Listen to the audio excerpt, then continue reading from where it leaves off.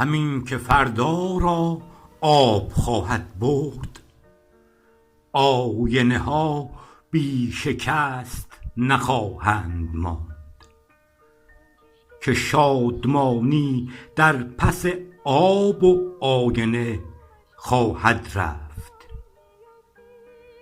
که گل که نام که نان، که آینه های پر از معجزه، بی دستان پر از مهرت نشانه از دست خواهد داد.